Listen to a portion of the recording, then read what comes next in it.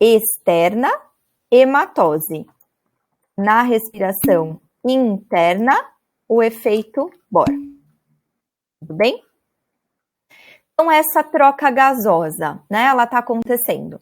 Quando nós atribuímos ao sistema respiratório, a gente está falando de ventilação, que é a ventilação pulmonar, e a respiração externa, que é o que está acontecendo onde? Dentro do pulmão.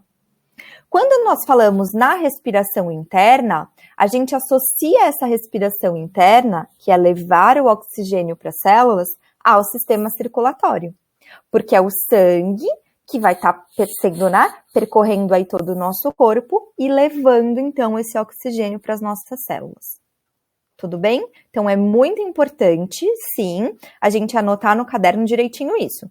Respiração externa e respiração interna. E a ventilação, né, ou respiração, é essa entrada e saída do ar. Melhorou minha voz robô?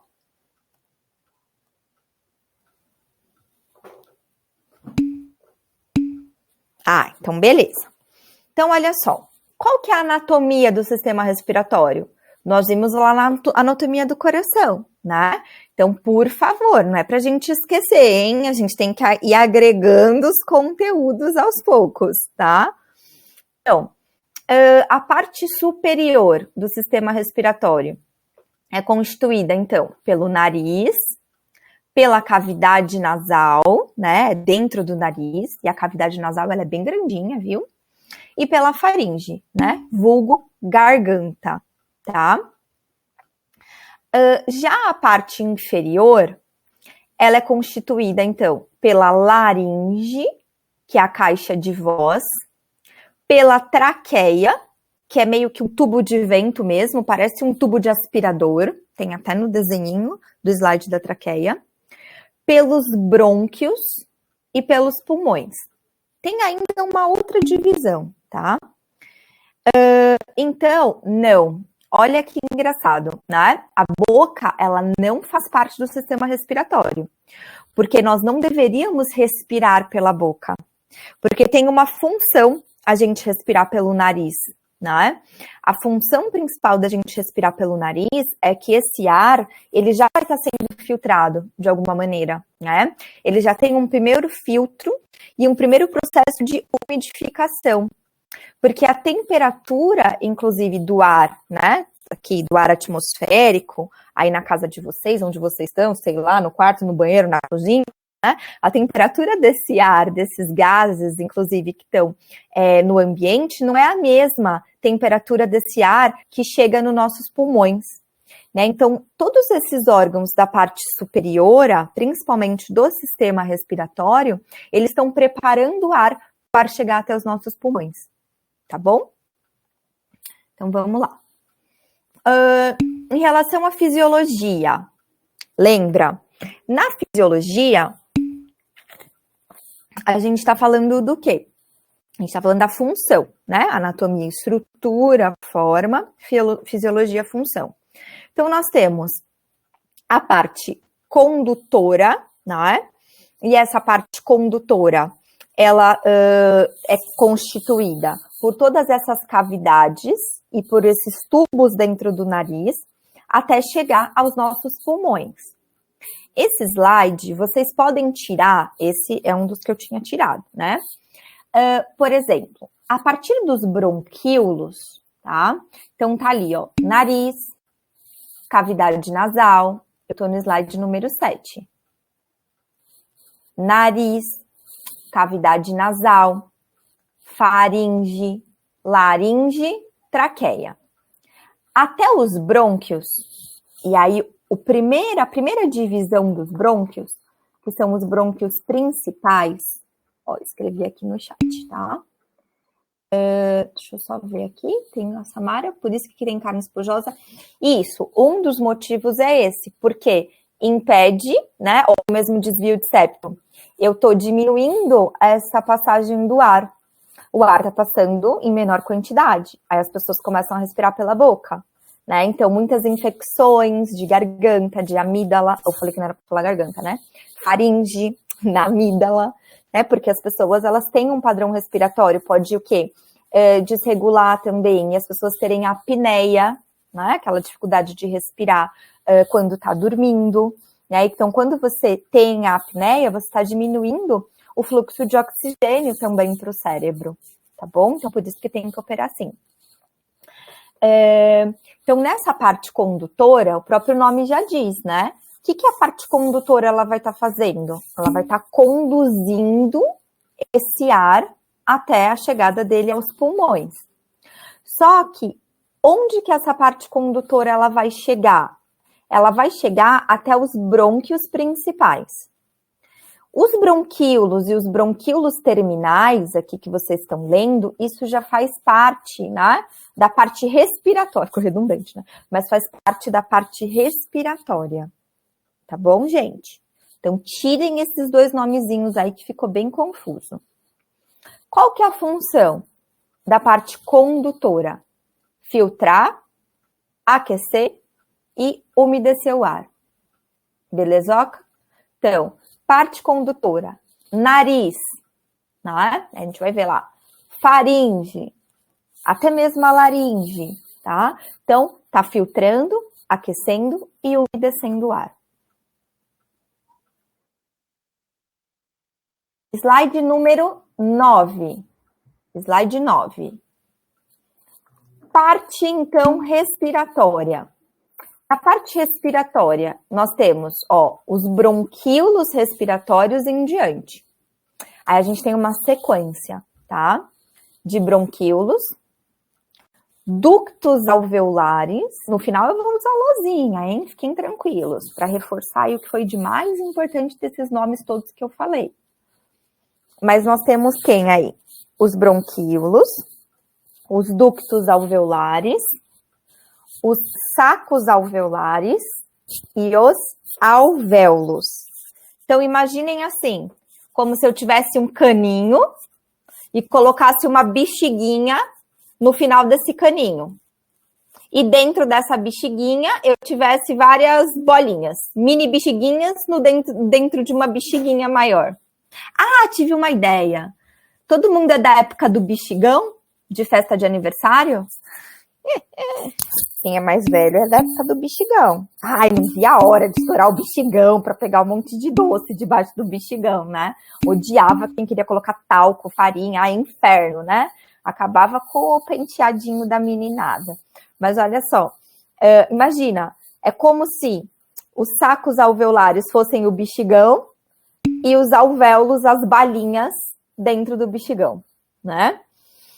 Tudo isso saindo desse tubinho, que seriam os ductos alveolares. Qual que é a função dessas estruturas? Troca gasosa, né? Troca gasosa, então, entre o ar e o sangue. Então, em cada alvéolo, nós veremos enroladinho nele, tem os vasinhos capilares, que são aqueles vasinhos mais fininhos. Tudo bem?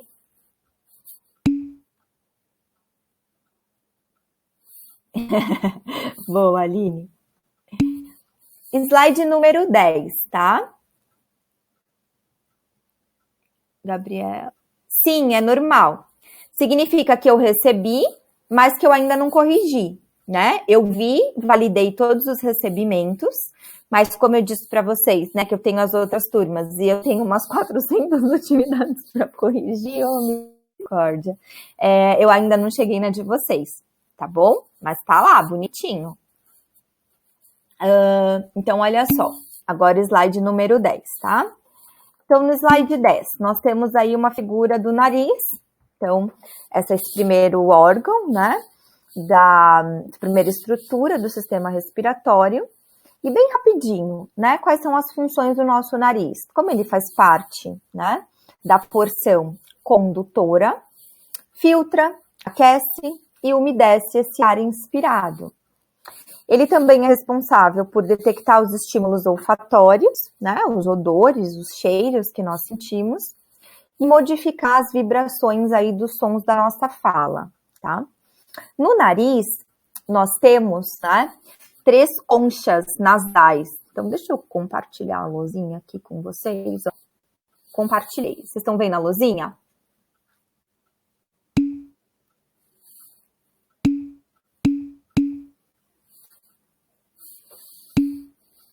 Estão vendo? Ótimo. Então, olha só. Opa, esse nariz tá meio esquisito. Peraí.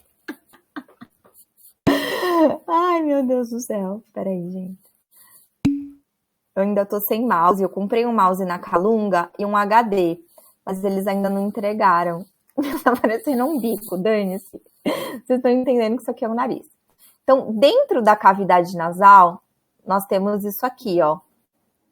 Que são essas conchas nasais, né? Então, quando o ar ele é inspirado, ele entra... Peraí que tem alguém levantando a mão, o Jorge. Essa terceira função seria o timbre da voz. Sim, a gente pode chamar. Porque a voz é modulada, então, pela intensidade e pela frequência, né? Que é o que dá o agudo e o grave e o volume. Mas sim, tá bom? Então, olha só. Quando o ar, ele entra, né? Ele roda, ele passa aqui, ó, por essas conchas nasais. À medida que ele vai passando por aqui, né? Ele vai aquecendo e umedecendo, tá bom? Então, por isso que é essa importância das conchas nasais. Voltem lá para o slide, tá? Então, os pelos que a gente tem no nariz, os pelos visíveis, né? O pelinho, eles também estão protegendo. Mas a gente tem alguns pelinhos que são microscópicos, que são daquelas células ciliadas, ou ciliares. Lembra que a gente falou delas nas aulas presenciais? Né? Que tinha uma lá, que era o flagelo, que era só o rabinho, eu até coloquei o desenho do espermatozoide, e as células ciliadas, que tinham os pelinhos mais curtinhos, tudo bem? Então, no nariz, a gente também tem essas células ciliadas. Vamos para o slide número 11. No slide número 11, está escrito assim, ó, região da cavidade nasal. Epitélio olfatório. 25 milhões de células diferentes entre si. Receptação das moléculas de odor. Então, olha que mágico. Quando a gente inspira, tá cheio de cheiro no ar, cheio de moléculas químicas, né, que entram junto com esse ar no nosso nariz. Nós temos, então, além dessas células ciliadas, células que produzem o muco dentro do nosso nariz, que deixa ele o quê? Umedecidinho, né? Esse muco e algumas proteínas dentro desse muco ajudam a quebrar essas moléculas de odor que estão entrando no nosso nariz. Essas moléculas chegam nessa região roxinha. Vocês estão vendo? Tem a setinha roxa e tem uma bolinha lilazinha. Essa bolinha lilás é a região do epitélio olfatório. Então, a nossa percepção de cheiro, gente, começa aqui em cima, nesse lugarzinho, que é chamado de epitélio olfatório, para depois ser encaminhado por algumas regiões lá do nosso cérebro, tá bom? E aí a gente consegue sentir e detectar os cheiros diferentes, os odores, né? Mas a percepção do cheiro, ela começa aqui. Quem são esses 25 milhões de células? São neurônios. Vocês acreditam? Neurônios bipolares, né? Então, nós temos já essas células nervosas aqui na região do próprio epitélio. Então, quando o cheiro vem, gruda nessa região, esses neurônios, eles transformam esse sinal químico, porque são as moléculas químicas, né? Numa energia elétrica. Num sinal elétrico, gera um impulsinho nervoso aí. E é encaminhado para o nervo olfatório. Do nervo olfatório, é distribuído para outras partes do nosso cérebro. Meu, não é muito legal? Então, imagina, se as pessoas sofrem um acidente, né? Lesionam essa região do epitélio olfatório, elas podem deixar de sentir cheiro para sempre, dependendo de como foi essa lesão, tá? Então, ó, imagina, a gente já tem células nervosas nessa região do epitélio. No semestre que vem, vocês terão uma disciplina que chama PP, Processos Psicológicos Básicos. E nessa disciplina de processos psicológicos básicos, vocês estudam um pouquinho dos 5 sentidos. É bem legal. E aí vocês vão voltar a falar sobre isso, tá? Mas como a gente está falando do nariz, que faz parte do sistema respiratório, eu acho que vale falar. Gente, tô falando muito rápido. Slide 12. Slide 12, hein? Deixa eu ver aqui. Prof, umas semanas atrás fiquei em seu fato por uns dias. Seria algo do epitélio, talvez? Então, olha só. Quando a gente... tô falando muito rápido, Stephanie. Ai, meu Deus do céu. Tá bom, vou tentar me controlar, tá? Então, olha só. Quando a gente fica gripado... Você estava gripada? Resfriada? Ou tem rinite? Ou tem sinusite? Ou algo assim? Ou às vezes algum tipo de, não necessariamente precisa dar a congestão nasal, né? Mas normalmente a gente acaba... Ixi, acho que ela caiu. Voltou, tá me ouvindo?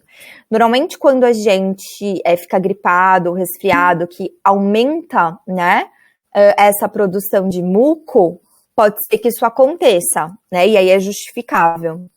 Agora, não senti nenhum cheiro e não tinha nenhuma congestão nasal, talvez alguma substância irritante, um tipo de alergia, né? Mesmo algum ácaro, alguma poeirinha, alguma substância que você nem identificou, né?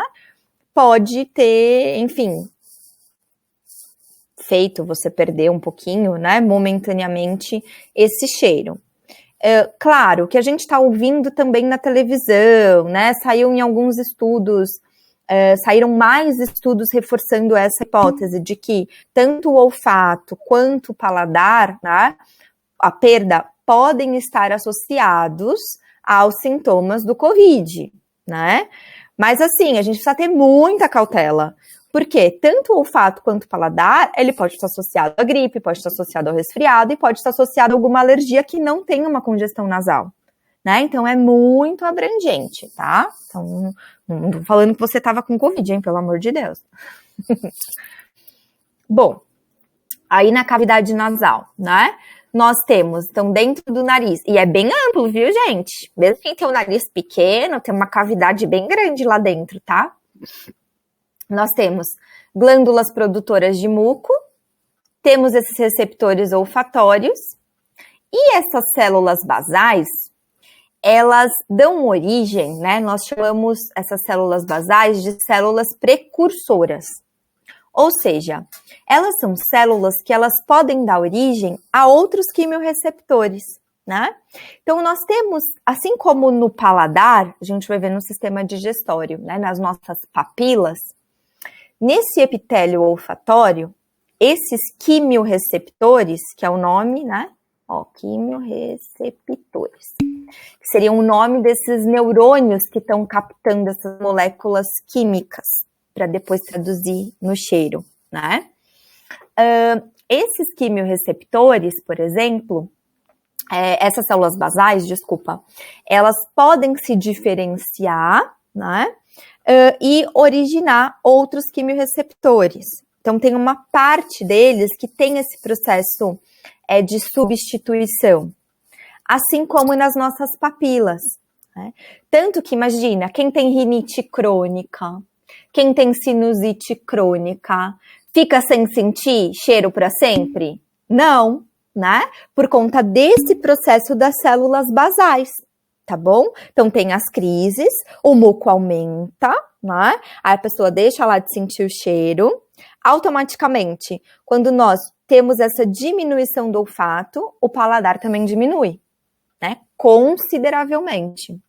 Porque 80% do gosto que a gente sente, pessoal, de 75% a 80% do gosto que a gente sente, vem do olfato. Vocês acreditam numa coisa dessa? Né? Claro, nós também percebemos esse gosto, né, pela nossa língua. A gente vai estudar tudo isso. Só que 80% é acrescentado, então, essa percepção através do olfato. Por isso, quando a gente está gripado, resfriado, com alguma crise de rinite ou sinusite, o nosso paladar também diminui, tá bom? E a mesma coisa quando a gente queima a pontinha da língua com café ou com alguma coisa quente, né? Depois de um tempo, a gente deixa de sentir aquela ardênciazinha. Porque essas papilas, elas também sofreram esse processo de renovação. Slide 13.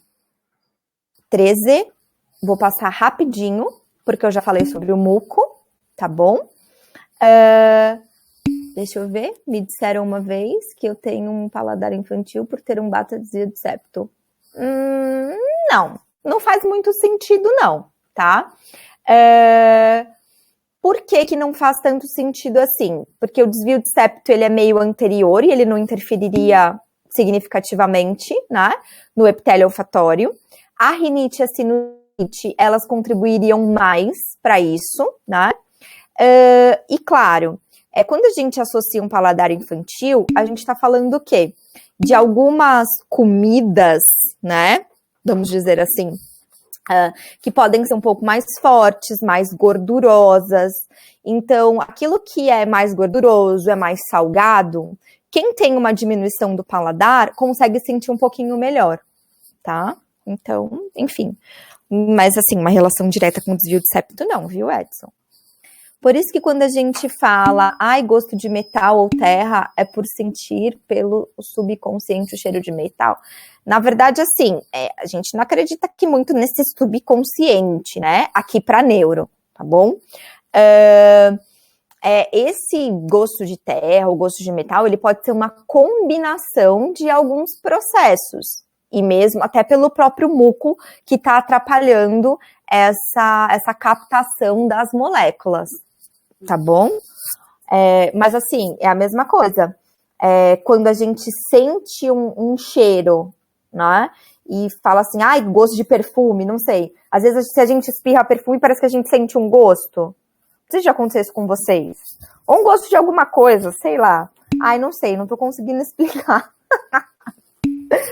Mas é porque eu tenho essa interferência, né? Não eu, nós temos essa interferência do olfato no paladar. A gente consegue, sim, adaptar o nosso paladar, porque a nossa preferência alimentar, nesse caso, né, a nossa preferência por gosto, a gente tem uma predisposição genética para isso, viu, pessoal? Nós nascemos com essa predisposição genética para os gostos, tá? Tanto para o salgado quanto para o doce, né? Porque o salgado, ele traz esse sódio que a gente precisa para o corpo, né? Por exemplo, a gente viu as bombas de sódio e potássio funcionarem bem, então a gente precisa, o sódio, ele é um íon muito importante para nós, tá bom? Assim como o doce, que remete ao açúcar, né? E aí esse açúcar, ele é transformado o quê? Em glicose, a glicose é a energia, então nós precisamos também de energia, né, no nosso corpo.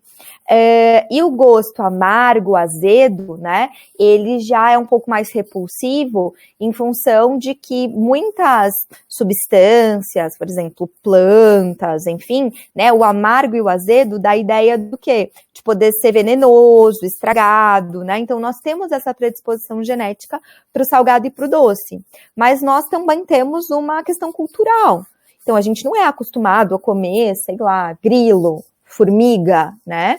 Enquanto muitas culturas consomem insetos.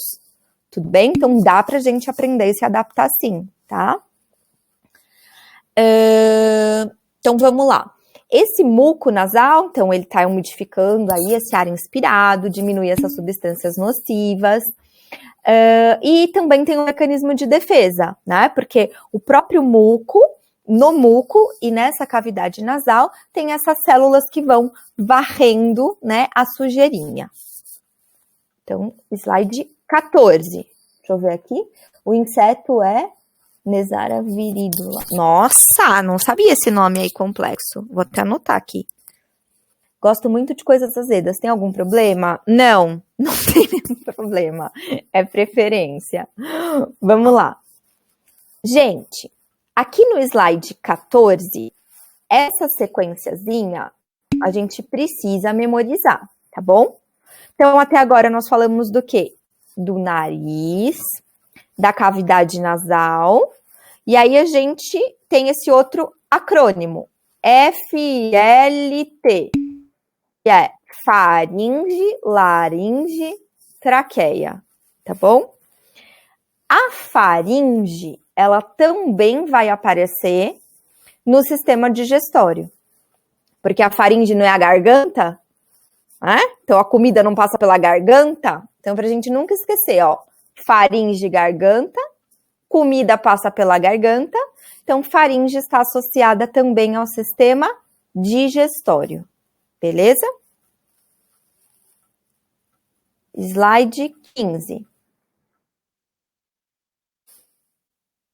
16. Olha só como é enganação, porque a aproximação, se a gente estivesse naquela dinâmica da aula presencial, né, aí a minha bolinha ia aproximar, e aí a minha bolinha ia desaproximar, entendeu? Então vamos direto para o slide 16. Estão me acompanhando? Melhorei de falar rápido?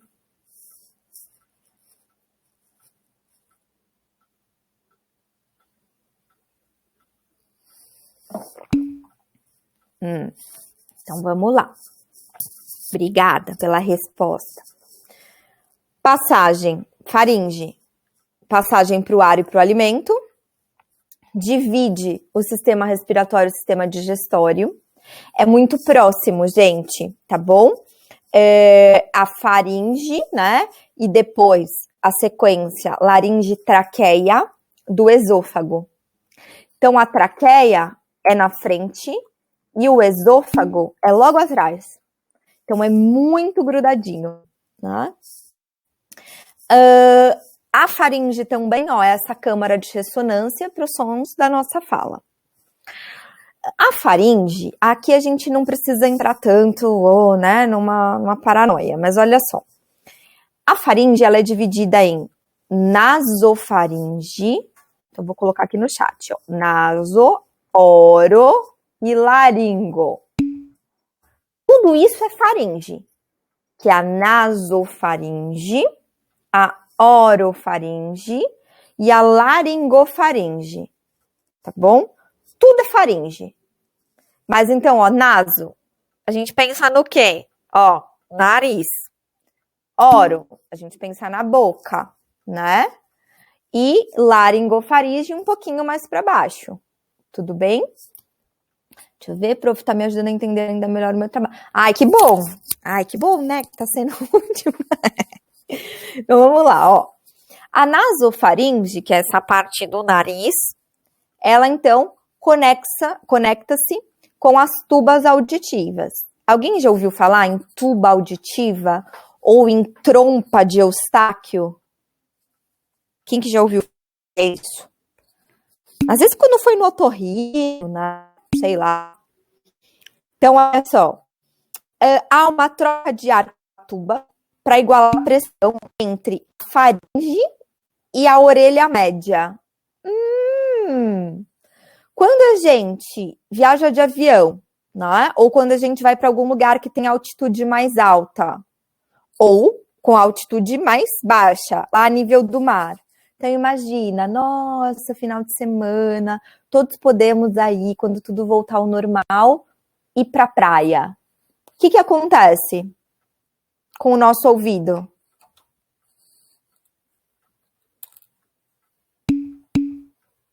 Entope, né? Fica tampado. Por que ele entope, ele fica tampado? Por conta dessa diferença da pressão, né? Então, eu tenho o quê? Essa diferença de pressão.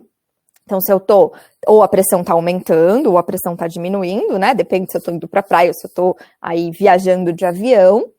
E o tímpano, né? Que é uma das estruturas que fica lá dentro do nosso ouvido, que parece uma casquinha de cebola. O tímpano, ele fica muito esticadinho. E o tímpano, na verdade, ele é mais flexível. Ele é uma casquinha de cebola, mas ele é uma casquinha de cebola meio solta. Porque com a onda sonora, né, ele vibra, ele se movimenta para poder vibrar os outros ossículos. O martelo, o bigorna e o estribo. São 3 mini ossículos que nós temos, tá? Os menores do nosso corpo. Gente, isso não cai em prova nada, tá bom? É só para explicar aqui que essa nasofaringe, essa primeira porção da faringe, que quando a gente vai lá para a praia, que esse tímpano ele fica super esticado assim, aí o nosso, por conta dessa diferença de pressão, o nosso ouvido tampa e às vezes até dói, né? Fica dolorido. É por conta desse estiramento da membrana timpânica do tímpano, tá bom? E aí, a nasofaringe, ela troca o ar com a tuba para pressão igualar com essa orelha média, né? Que é dentro desse local onde fica o tímpano. E aí, normalmente, o que a gente faz para essa pressão igualar mais rápido, hein? Aperta o nariz e faz força, né? Ou boceja, ou masca um chicletinho. Vocês não fazem isso? Isso ajuda a essa pressão igualar. Tá bom? Então, vamos lá. Para o slide... Opa! Slide 17. Orofaringe é a porção oral da faringe, onde eu tenho as tonsilas. Putz, que nome é esse? Quais são as tonsilas mais conhecidas que nós temos? Quem chuta aí? Um nome de tonsila conhecido. Quando a gente tem dor de garganta, inflama o quê? Ótimo! Isso aí, Hélio, a amígdala, né? Então, a amígdala, que nós temos também uma estrutura lá no cérebro, que chama amígdala, né? Está envolvida com o processamento de emoção. Mas nós temos também as amígdalas aqui da orofaringe. A laringofaringe, ela conecta-se, com o esôfago, caramba, porque ainda é porção da faringe. Então, a gente está falando do sistema digestório, né? Com a laringe. E ela se conecta através dessa cartilagem que o Edson falou, que é a epiglote, tá bom? Então, por isso que a laringofaringe, essa porção da faringe, ela é uma via de passagem de ar e de alimento. Muito bem. Olha só aqui, o slide 18. No slide 18, nós estamos falando da laringe. Então, a laringe é um tubo de cartilagem, é envolvida aí por essa túnica mucosa, que a gente chama, ok, ninguém precisa ficar desesperado para decorar a constituição aí das camadas dos órgãos, fiquem tranquilos, tá bom? Aqui eu só coloquei uma imagem para a gente pensar anatomicamente, né? A vértebra, slide 19, olha só, olhem lá o slide 19. A vértebra da vértebra C4, C5 e C6, que são as vértebras cervicais, né? C4, C5 e C6, é a localização que nós temos da laringe. Tudo bem? Nessa porçãozinha da laringe, agora vocês vão lá, que é super importante, para o slide 20. Nós temos uma cartilagem aí. Então, essa cartilagem é importante nós sabermos, que é a cartilagem tireoide ou tireoidea, tá? Então, a gente já imagina que ela fica perto da onde? Da glândula que tem o mesmo nome que ela. Tudo bem? Se nós colocarmos o pescoço para trás, um pouquinho para trás, principalmente as mulheres que têm menos proeminente essa cartilagem tireoide, finge que vocês vão se enforcar. Coloquem a mão assim, mais ou menos no meio do pescoço. Aqui, vocês estão sentindo que é mais pontudinho? Ai, vocês não estão me vendo, esqueci. Aqui, o mais pontudinho é o quê? É a tireoide. Nos homens, é mais proeminente, né? Isso é chamado como também popularmente? Quem sabe?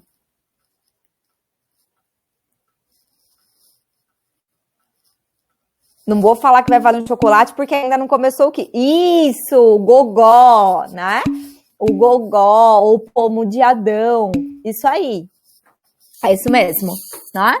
Então, essa que todo mundo tem, beleza? Só que nos homens isso é mais proeminente. Vamos lá para o slide 21. O que desse slide confuso, cheio de coisas, aqui nas imagens, vocês precisam saber? Olha só, pessoal. A cartilagem tireoide ou tireoidea, tá até escrito aí, ó, pomo de Adão, tá? Olhem a epiglote. Nós temos até 2 nomes. Localizem, ó, a cartilagem aritenoidea, que parece um dentinho, uma presinha aí, estão vendo? Na imagem da direita. Na imagem da direita parece um dentinho, assim, uma presinha de cobra, né? Essa é uma cartilagem. Embaixo tem uma outra cartilagem que é chamada de cricoidea. Ninguém precisa memorizar esses nomes, tudo bem? Tireoide, sim, e epiglote também. Olha que lindinha a epiglote, parece uma folhinha, né? Então, a epiglote é que está posicionada ali, no finalzinho da faringe, e que faz essa divisão entre o digestório e o respiratório. Beleza? Então, para nós, né? A gente precisa aqui tireoidea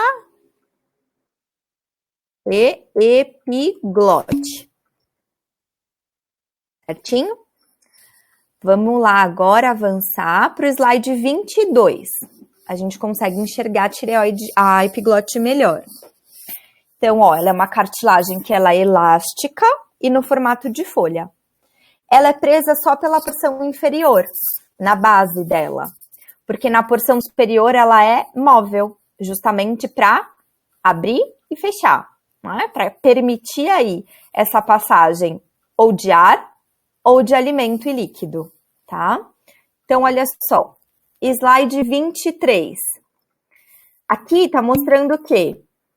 Durante a deglutição, né? Então, o que é deglutir? Quando a gente está aí comendo e pá, vai engolir. Durante a deglutição, a faringe e a laringe, as 2 porções, elas são elevadas. Quando a faringe ela eleva, ela faz a epiglote se mover para baixo, fechando a entrada da laringe e permitindo a passagem do alimento para o esôfago. Olha nessa imagem, vocês estão vendo? A pessoa está comendo um quiabo. Parece, né? Essa bolinha, esse negócio verde aí que tá na boquinha da pessoa. Né? Então, a pessoa tá ali comendo esse alimento verde, tá bom? E aí, deixa eu ver, Stephanie. Compartilha com a gente, por favor. Tá bom? Aí, olha só. A cartilagem, ela tá bem aqui, é que vocês também não estão conseguindo ver, né? Porque cada um, mas nessa partezinha azulzinha, tá? Então, quando a pessoa tá comendo, ela se move para baixo e fecha a entrada da laringe. Porque se ela fecha a entrada da laringe, ela bloqueia o quê? A passagem da laringe para a traqueia. E aí o alimento, via respiratória, ele vai para o esôfago, tudo bem? Durante a respiração, e quando a gente está falando, a epiglote ela se eleva, mantendo a laringe aberta e permitindo a passagem do ar. Então, quando a gente engasga, né, é que ela não fechou direito a entrada da laringe. Ela fica meio boba, ela é flexível, né? Pode reparar, quando a gente engasga, a gente está comendo correndo, a gente está falando, né? E isso, inclusive, permite, né, faz com que eu não tenha esse fechamento aí correto. Mas, claro, a gente pode engasgar também sem estar nessa condição, tá? Deixa eu ver, é quase uma válvula semilunar. Olha, muito bem. É quase uma válvula atrioventricular também, né? Elas estão o quê? Abrindo e fechando, para facilitar o fluxo da forma correta. Seja o fluxo de sangue, quando falamos das válvulas, ou seja o fluxo aqui de alimento ou de ar, quando falamos da epiglote. Perfeito. Certinho? Então, as 2 cartilagens, tireoide e a epiglote, que a gente não se engasga graças aí à epiglote, tá bom? Eu terminei o slide 23 e estou indo para o 24. Que é tipo como as minhas cordas vocais devem estar agora, assim. Então, a laringite, que é muito comum a gente ouvir, né? Tô no slide 24. É uma inflamação causada por infecção respiratória ou agentes irritantes, então fumaça, mesmo alguma partícula, às vezes até mesmo perfume ou outra substância química, tá bom? Irritam aí as cordas vocais, que fica nessa caixa de voz, né? Na região da laringe, tudo bem? Então, olha como é para ela ficar abertinha e essa coloração mais branquinha. E aí fica inchadinha e vermelhinho, porque tá inflamado, né? Eu, no caso, é de tanto falar mesmo. Olha só. Slide, vamos aproximar aqui. 26. Slide 26, então, ó, a gente já falou do F, já falou do L, agora a gente tá no T. Sempre essa ordem. Decorem este acrônimo. FLT, faringe, laringe, traqueia, tá? É um órgão tubular, condutor de ar. A localização é da laringe, onde termina, até a T5. O que é T5? É uma vértebra como aquela da cervical, só que é uma vértebra torácica, tá? Na região do tórax. Então, a quinta vértebra torácica. Também tem essa túnica mucosa e cartilagem, ó, porque cada coisinha dessa aqui são os anéis cartilaginosos da traqueia, né? Então, a traqueia, ela é flexível, tá? Ela, ao mesmo tempo que ela é rígida, ela também é flexível. Então, por isso que eu coloquei a foto aí do caninho, né? Do tubo do aspirador. Porque é mais ou menos igual esse tubo do aspirador mesmo, né? Do aspirador raiz, que tem o tubo, não do aspirador vassourinha, tá? Então, o aspirador raiz, que tem o tubo, ao mesmo tempo que ele é rígido, né? E não deixa a poeira escapar, ele também é flexível. Assim é a nossa traqueia, tá bom? Parece, né? Os brônquios parecem aqui, ó, uma perninha da galinha. Então, ó, onde tem aqui, ó, a gente consegue até observar, tá escrito laringe nessa imagem da direita, a cartilagem tireoidea, né? A gente consegue observar a cartilagem tireoidea, a gente consegue observar a traqueia e a bifurcação dos brônquios. Então, essa primeira bifurcação dos brônquios, nós chamamos de brônquios principais, viu, gente? Aí eu tenho um brônquio principal do lado direito e eu tenho um brônquio principal do lado esquerdo. Então, eu tenho essa bifurcação. Essa região da bifurcação dos brônquios, então, ó, tá vindo a traqueia, de repente, tchuc, faz a divisão, né? Então, na divisão, ó, vou lá na lozinha, a lozinha tá aqui, hein? Vamos lá na lozinha. Então, ó, eu tenho a traqueia e fez tchuc, tchuc, minha traqueia tá um pouco desproporcional. Então, isso aqui são esses brônquios principais. E aí, nesse caso, esse aqui é o esquerdo, né? Do outro lado eu tenho o direito. Estão vendo aí a luzinha? Ah, ótimo. E aí, essa região aqui da bifurcação, sabe como chama a bifurcação da traqueia? Carina. Engraçado, né? Então, essa região aqui ela é chamada de carina, quando termina a traqueia e começam os brônquios principais, tá? Na traqueia também tem o muco, né? O muco igual lá da cavidade nasal, tá bom? E aí esse muco, ele move as partículas de sujeira para cima. Então, muitas vezes, às vezes, quando a gente tosse, se algum tipo de substância, né, lá irritante chegou na traqueia, a gente tosse, né? Que esse muco tá empurrando, junto com essas células ciliadas, essa substância para sair. Bora lá. Agora o bicho começou a pegar, hein? Slide 27. Estão me acompanhando? Ninguém desistiu de mim, né? Olha só. Então, aqui no slide 27, a gente começa, de fato, falando do quê? Da parte respiratória. Opa, respiratória. No final, tá? Então, a parte respiratória, ela tá começando, né, mais aqui, ó, nesses bronquíolos. Mas olha só, eu tenho os brônquios principais, direito e esquerdo.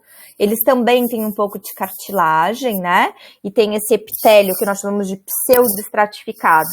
Vocês estão vendo que na traqueia, na imagem, né? Parece essa fitinha branca, né? Ela é um pouco mais espessa e tem uma separação menor entre si. Já nos brônquios começa a ficar meio falhadinho a fitinha, tá bom? Seria essa pseudoestratificação. Os brônquios principais, pessoal, eles se dividem, né? Ficando mais fininhos. Aqui é mais ou menos aquela pegada que nós vimos dos vasos sanguíneos. Aí eles ficam mais fininhos, formando os brônquios lobares. Depois eles ficam mais fininhos, formando os brônquios segmentares. Depois eles ficam mais fininhos, formando os bronquíolos. E aí tem acento, tá bom? Bronquíolos. Até eles formarem os bronquíolos terminais, tá? Então é essa arvorezinha. Começa lá o caninho mais grossinho de brônquios principais, até chegarem no caninho mais fininho, que são os bronquíolos terminais. Depois a gente coloca lá na lousinha também de revisão. Tudo bem? Vamos agora do 29. Aqui não tá dando para enxergar muito bem, né, pessoal? Do slide 29. Mas olha só, né?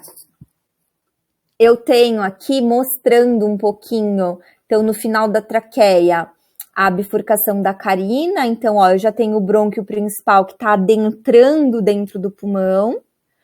Depois esse brônquio principal, né? Ele fica um pouquinho mais fino e se torna o brônquio lobar. Depois ele começa a se tornar um brônquio segmentar, que fica mais fininho e vai caminhando para a base do pulmão, né? Até formar o caninho mais fininho, que são os bronquíolos, e os bronquíolos terminais, que tá bem clarinho, ó, tá esse roxinho bem clarinho, porque eles são mesmo bem fininhos, tá? Olha nesse desenho também o diafragma, aqui embaixo, né? O músculo do diafragma. Então, o músculo do diafragma, ele fica bem próximo aí do pulmão e do coração também. Vocês estão vendo que tem um espacinho aqui, um balãozinho? Tem um outro slide que dá para ver melhor. Bem no pulmão esquerdo. E aí tá escrito assim, ó, para quem não consegue ler, incisura cardíaca. O que tá encaixando aí?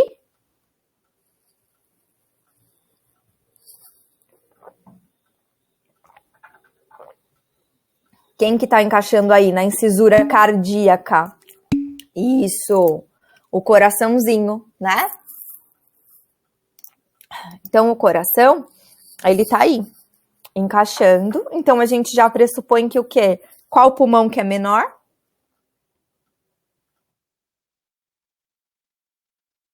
Qual pulmão que é menor? Direito ou esquerdo? Esquerdo, né? Ó, perguntinha de prova essa. Pulmão esquerdo é menor do que o pulmão direito. Por qual motivo? Porque o coração encaixa nele, tá bom? Qual lado do coração é mais grossinho? Que o músculo do miocárdio é mais espesso?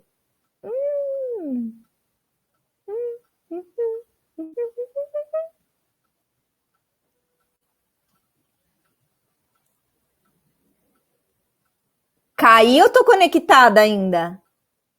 E os neurônios estão pensando. Esquerdo também.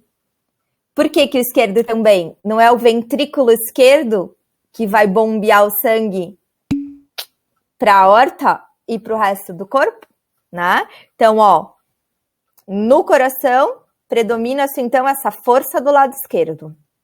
E no pulmão, ele é menor o esquerdo, porque o coração está encaixado. Slide 30. Gente, olha que bonitinha essa imagem. Falem sério. Eu coloquei essa imagem para quê? Né? Eu tive um objetivo quando eu coloquei essa imagem. Eu coloquei essa imagem para a gente tentar fazer essa associação. Olha só, me acompanhem, que eu não estou conseguindo riscar, né? Vocês não veem quando eu risco. Todas essas porções que chegam, né? Esses caminhos, essas estruturas que levam até o pulmão, elas são chamadas de árvore brônquica ou árvore bronquial, porque parece uma árvore mesmo, né? Todas essas ramificações, tá bom? Então, olha só, nós temos o quê? O que seria esse tronco que está saindo aqui da lateral direita, né? Um brônquio principal. Aí ele está dividindo e está ficando mais fininho, seria então os brônquios lobares. Aí a próxima ramificaçãozinha são os brônquios segmentares. Depois são quem? Os bronquíolos. Os brônquios, né? Os bronquíolos. Depois desses bronquíolos, olha só, perto da arvorezinha, das folhinhas, são os bronquíolos terminais. Então, para a gente ver... Sim, mas é para ver, é essa árvore mesmo que eu tô falando. Eu que coloquei ela no slide 30. Foi proposital. Foi proposital para a gente associar que o brônquio principal, ele é o tronco da árvore. E depois, quando ele vai tendo essas divisões, né, na árvore, vão ramificando, a gente está falando das derivações dos brônquios lobares, dos brônquios segmentares, né, dos bronquíolos, até os bronquíolos terminais.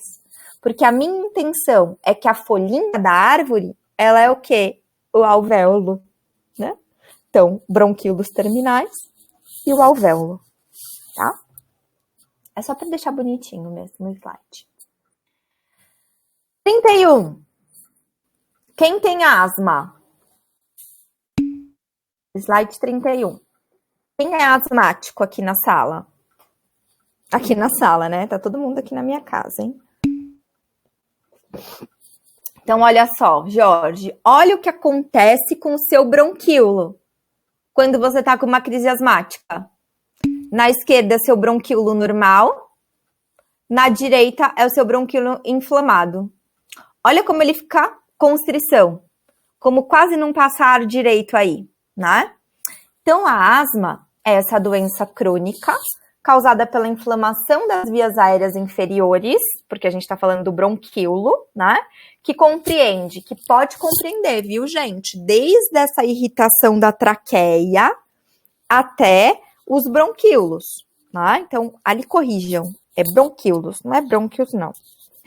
Então, o músculo liso do bronquíolo, porque, né, todos os brônquios e os bronquíolos têm um revestimento, né, da túnica mucosa e dessa musculatura lisa.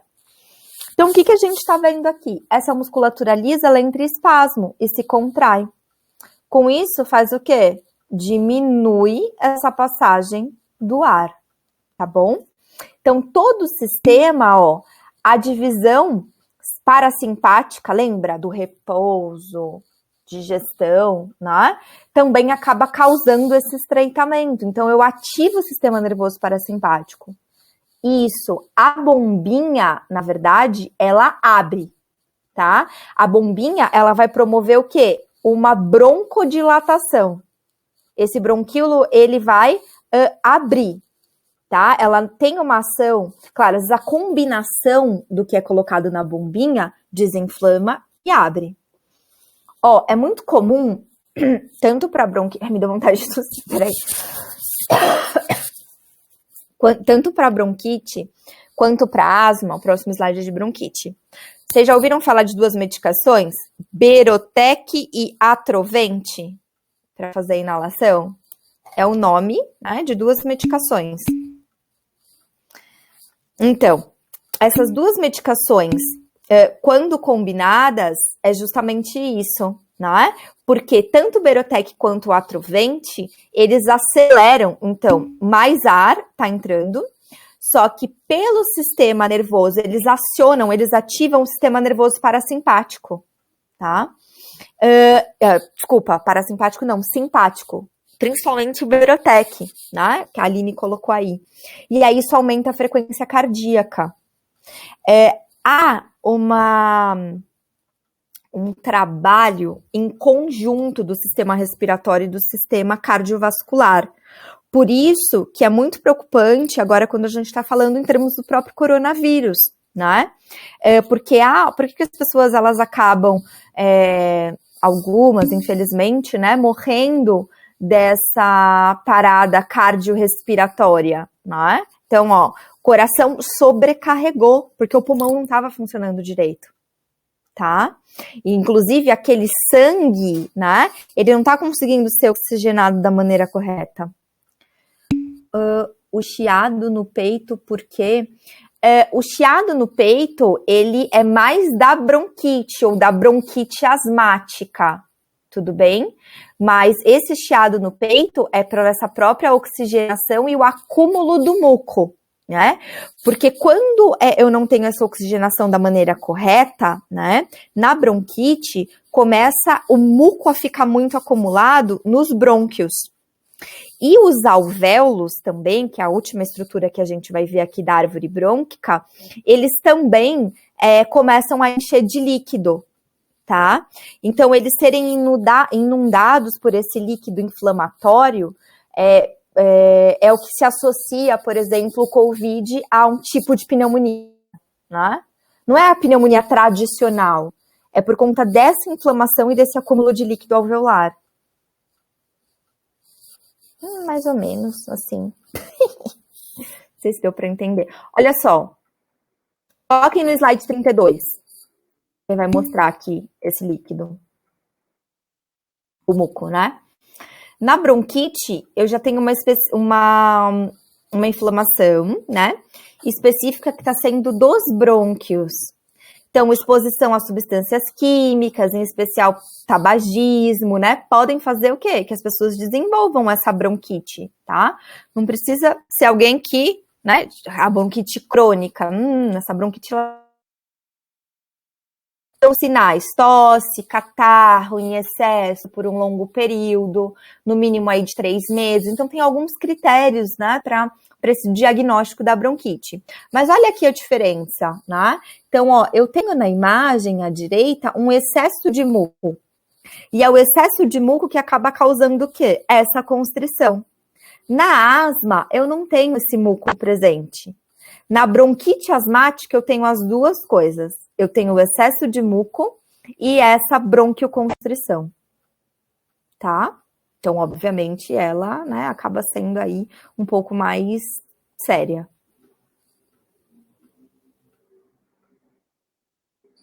Então, aí comigo. Olha só. Slide 33. A gente já falou, passar rapidinho. Pulmão esponjoso, tá? Parece uma buchinha mesmo de lavar louça, e dá pra gente ver as esponjinhas dele, né? As microcavidades dele nessa árvore brônquica. Mesmo que nós conseguíssemos, né? Aquela que já desistiu. Mentira, não desisti não, viu, gente?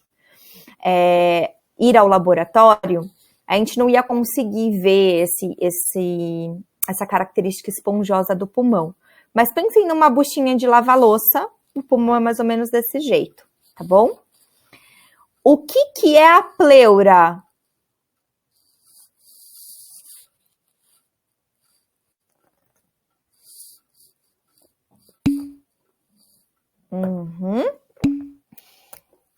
É uma camada, mas o nome dela bonito é o quê? A membrana, né? Então, é a membrana que reveste o pulmão. Olha que lindo! Chegamos nesse slide aqui, falando da pleura, dessa membrana serosa que reveste o pulmão. E aí nós fechamos, ó, PPP, os 3 P's que nós já vimos. A pleura é a última.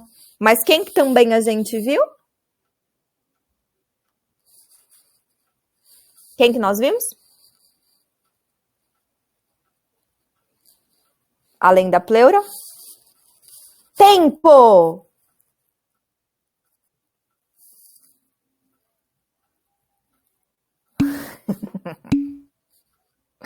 Isso! Tira só esse O. Pericárdio. Muito bem, Vitória. E o outro? Ah, o outro a gente ainda não viu. Ah, desculpa. Ah, não viu sim. Porque eu falei. Num dos primeiros slides, logo quando nos conhecemos. Nas primeiras aulas. Ótimo, Cláudia. Peritônio. Fechamos os 3 P's. Já conhecemos os PPPs. Tá bom? Pleura, pericárdio e peritônio. Membranas de revestimento desses órgãos. Peritônio, próxima semana, né, que é digestório, trato gastrointestinal. Aqui a gente inverte, olha só. No coração, lembra do triângulo? A base ficava em cima e o ápice embaixo. Aqui a gente volta a pensar normalmente, né? Então, no pulmão, anatomicamente, o ápice fica em cima e a base é a base mesmo, perto do músculo do diafragma. Tudo bem?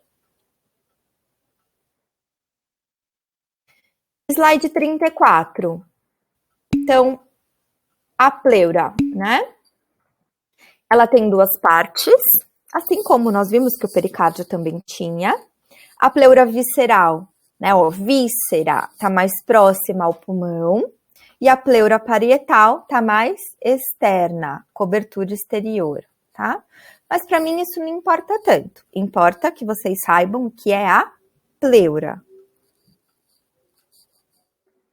Slide 35. Isso aqui também me interessa muito, tá? Então, o slide 35, pessoal.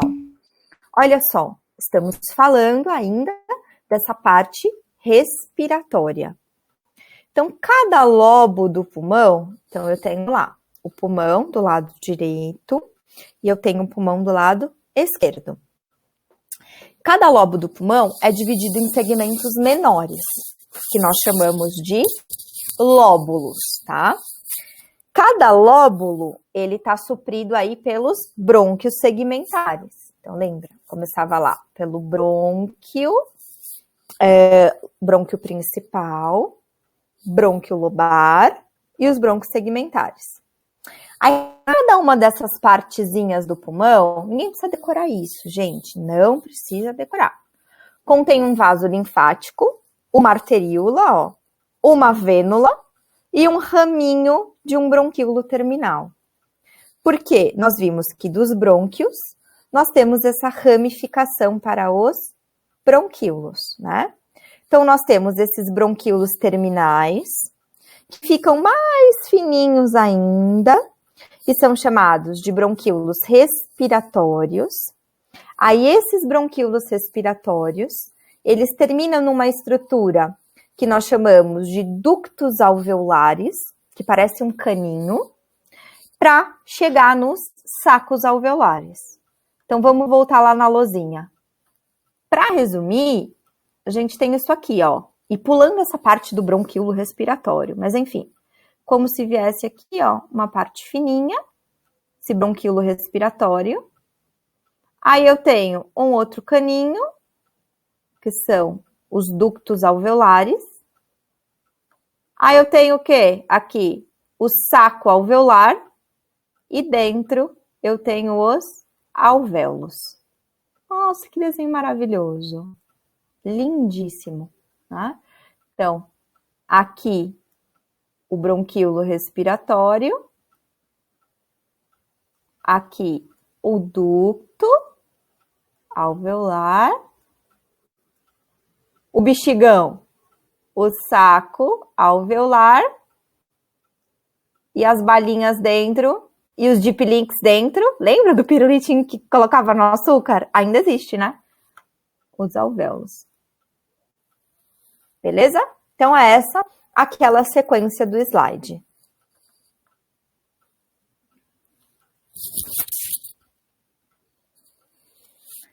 36. Ah, 36 não é nada, é só o zoom. Esqueci.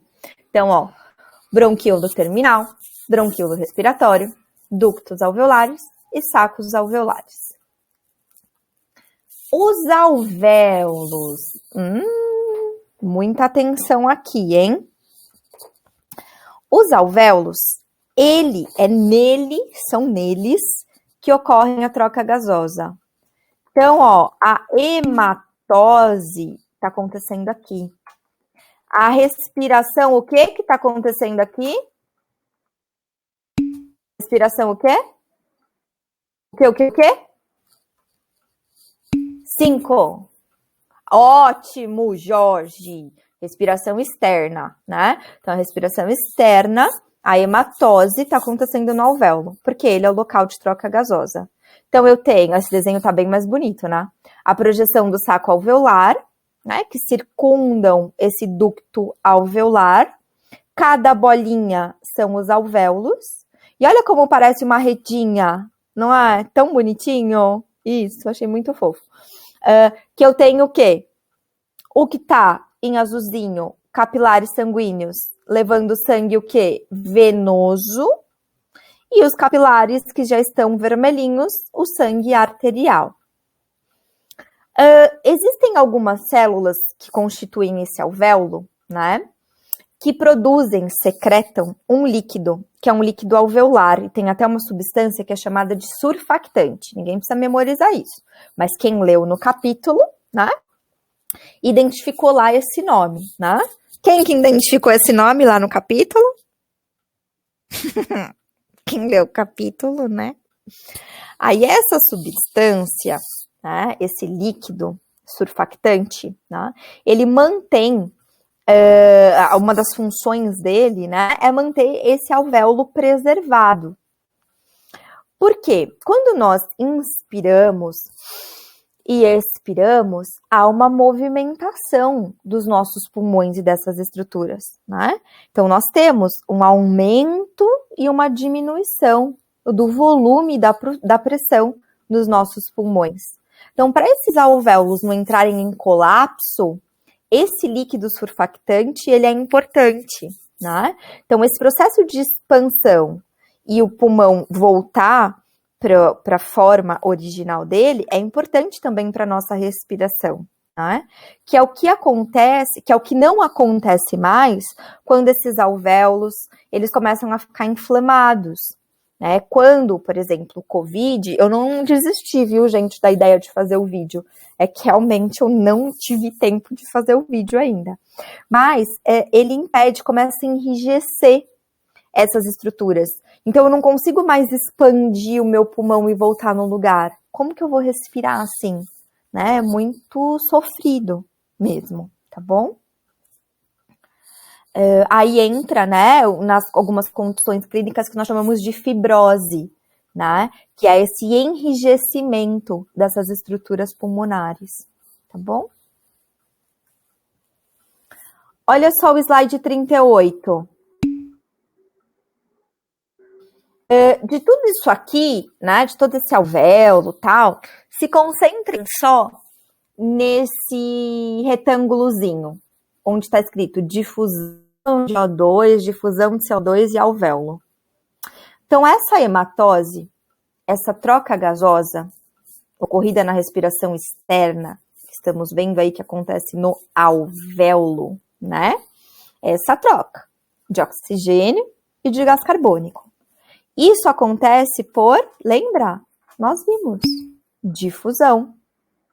Ou um transporte passivo, um processo passivo, não é a difusão? Essa difusão, ela é o quê? Difusão, difusão, difusão.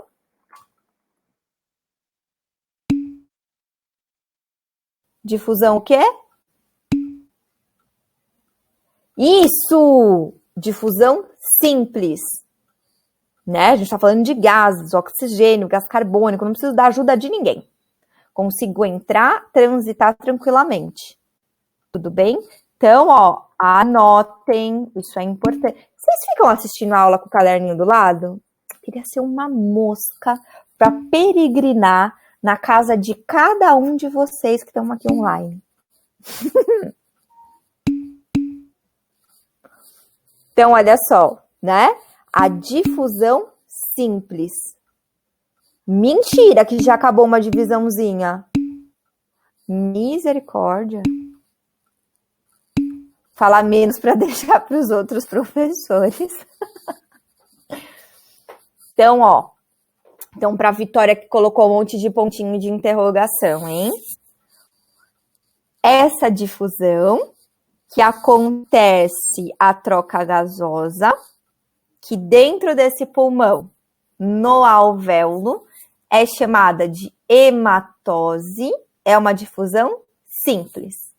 Porque o oxigênio, e o gás carbônico, eles entram e saem sem a permissão de ninguém. Eles são livres, tá? Foi para mostrar que eles são livres, tá bom?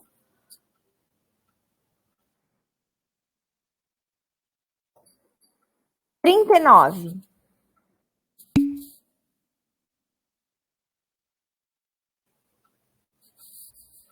Ventilação pulmonar. Ventilação pulmonar é a mesma coisa que o quê? Que o quê? Que nós vimos? Que é a mesma coisa?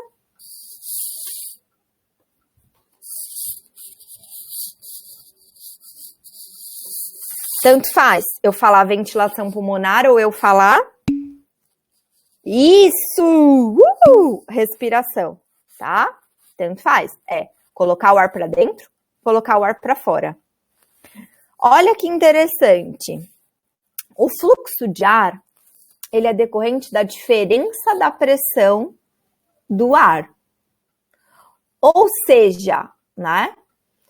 Quando a gente fala de movimento das substâncias, dos solutos, qualquer tipo de movimento, vamos considerar assim, né, interno, sempre vai do quê? Da tanta concentração para tanta concentração. Aqui é a mesma coisa, da X concentração para Y concentração. Qual é o valor de X e qual é o valor de Y? Meu Deus do céu. Acho que eu confundi mais vocês. Tentando fazer essa pergunta que não deu muito certo. Não, esquece o gradiente, né? Tá certo, gradiente de concentração, tá. Mas assim, a movimentação das substâncias, elas acontecem o quê? Quando eu tenho mais ou menos em um lugar ou quando eu tenho mais ou menos no outro lugar? Entendeu? Não sei como formular essa pergunta.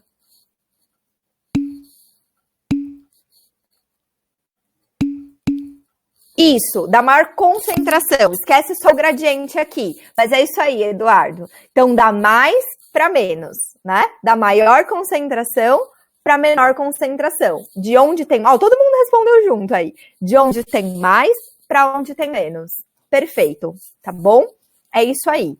O ar é a mesma coisa, né? Então, eu vou me movimentar da onde eu tenho mais oxigênio para onde eu tenho menos oxigênio. Da onde eu tenho mais gás carbônico para onde eu tenho menos gás carbônico. Belezoca? Esses músculos da inspiração e da expiração, gente, eu vou passar bem rapidinho, tá? Olha só.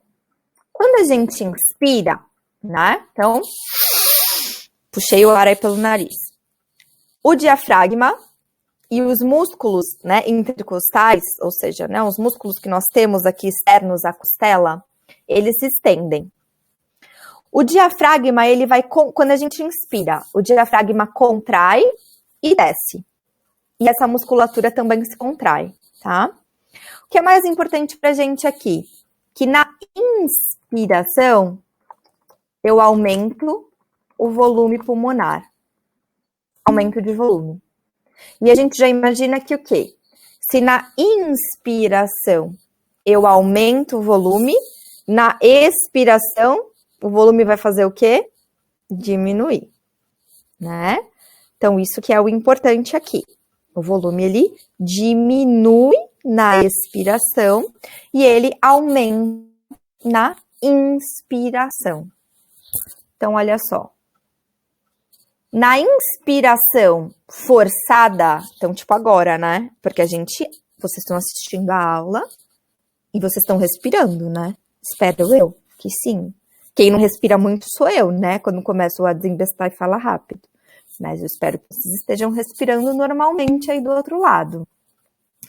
Então, nessa respiração normal que vocês estão aqui no slide 40, no 40. Então, o diafragma contrai e desce, os músculos também fazem isso, olhem aí o desenho. E o volume pulmonar, ele aumenta. Vamos lá para o slide 41.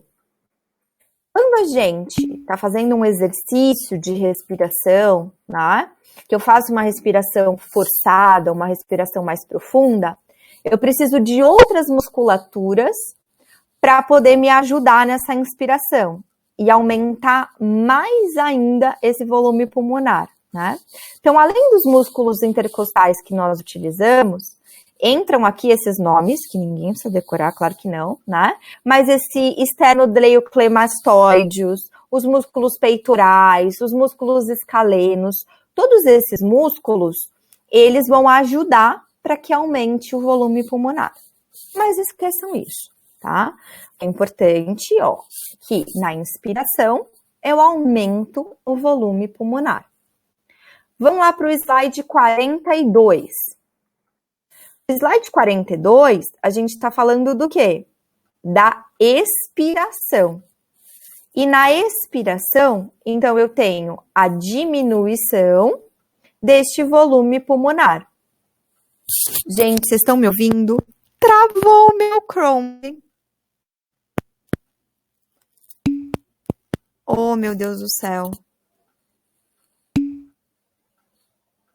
Travou a minha tela. Com vocês. Aqui. E eu não sei se vocês estão me ouvindo ou não.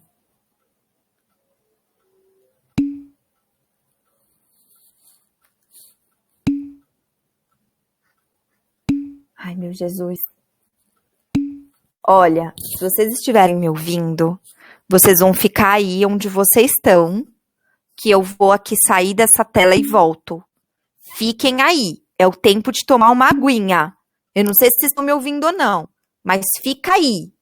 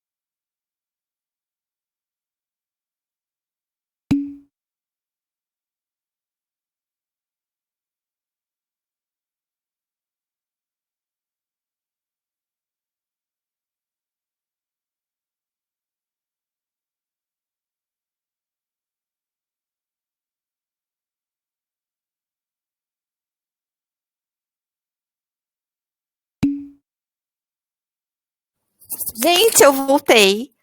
Não sabia se vocês estavam me ouvindo ou não, mas eu voltei, eu interagi com vocês. Oh, meu Deus amado. Pronto, foi muito rápido.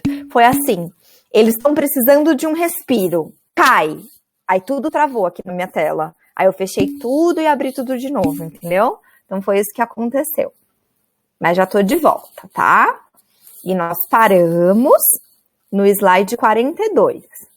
Vou contar até uma coisa que eu fiz quando eu voltei. E continua gravando, a gente não perdeu nada, a luzinha tá aqui, tá tudo maravilhoso, tá? Mas eu vou contar uma coisinha que eu fiz. Eu tinha colocado 10h30 o horário de encerramento, né? Aí eu fiquei com medo. Aí eu coloquei 10h50. Mentira, mas a gente não vai tudo isso não, tá? Fica tranquilo, gente. Daqui a pouquinho aqui eu já vou encerrar, porque tem alguns slides que eu não vou apresentar para vocês. E aí eu vou mostrar o cronograma e a gente vai combinar as atividades, tá bom? Não vou fazer vocês entrarem em sofrimento não, tá bom? Depois eu pego no pé, viu? Porque todas as reclamações que vocês fazem chegam até nós, viu? Então podem ficar tranquilos aí. Olha só, pessoal. Na expiração, que é o slide 42, então a gente tem o quê? O relaxamento do diafragma, né? Ele volta para essa posição normal. Os músculos também relaxam. E o pulmão também, né, tem este recuo. Aquele líquido que eu falei, o surfactante, né, essa substância presente no líquido, ele reduz esse recuo, né, dos alvéolos. Porque, justamente, para esses alvéolos eles não entrarem em colapso, tá? Então, quando o pulmão expande e depois tem um recuo para voltar ao lugar normal. Então, dessa parte, né, dessa ventilação pulmonar, é importante nesse momento que a gente tenha entendido que quando eu inspiro, eu preciso da movimentação do diafragma e de toda a minha musculatura entre as minhas costelinhas, e que na inspiração, né, eu estou aumentando o volume do meu pulmão, e na expiração eu diminuo o meu volume pulmonar, e ele volta ao normal.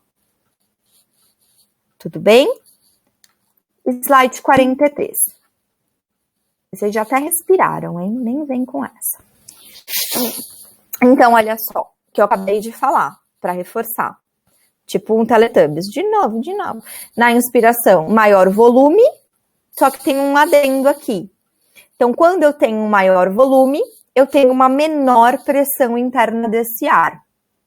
Na expiração, eu estou diminuindo esse volume e aumenta a pressão. Então, olha só, gente. Vamos lá para a luzinha. O que a gente tem que fazer também para tentar memorizar? Deixa eu mudar aqui, colocar canetinha azul. Ó, inspiração e expiração.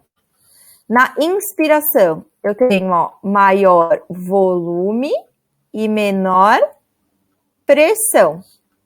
Na expiração, eu tenho menor volume e maior pressão. É o contrário, né? Então, quando eu inspiro, aumento o volume, diminui a pressão interna. Quando eu expiro, diminui o volume e aumenta a pressão interna. Tudo bem? Não tem muito outro jeito não de explicar isso, tá? Se alguém conseguir fazer alguma outra associação, tem que compartilhar sempre com a gente, hein?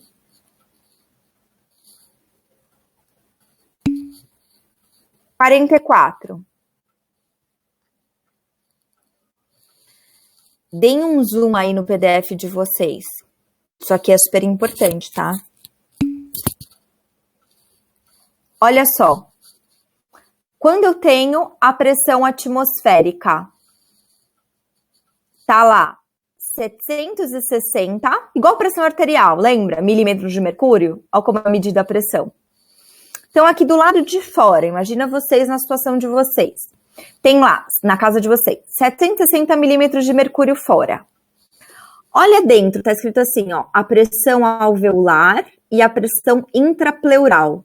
Então, essa pressão intrapleural e medida mais na base, né, do pulmão, ela sempre vai ser um pouquinho menor do que essa pressão dentro dos alvéolos, tá? Mas tudo bem. Vamos olhar só para a pressão dentro dos alvéolos. Então, quando a pressão atmosférica, ela tá lá, ó, em 760 milímetros de mercúrio, e a pressão alveolar, aqui a gente está meio que num estado de repouso, vamos considerar assim, né? Tá igual, né? Então, a pressão alveolar tá igual quando a gente está nesse intervalo entre a inspiração e a expiração, bem rapidinho. Aí, essa pressão atmosférica, na segunda imagem aqui, à direita, tá 760 milímetros de mercúrio. Dentro do alvéolo tá 758. E dentro, né, daí, entre essa pressão entre as pleuras, 754. O que a pessoa tá fazendo aí? Inspirando. Ó a setinha. Então, durante essa inspiração, ó o diafragma indo para baixo, contraindo, né? Eu não tô com uma maior pressão fora do ar, e eu não tô com uma menor pressão dentro do meu pulmãozinho, dentro desse alvéolo. Qual é o caminho? Não é do maior para o menor?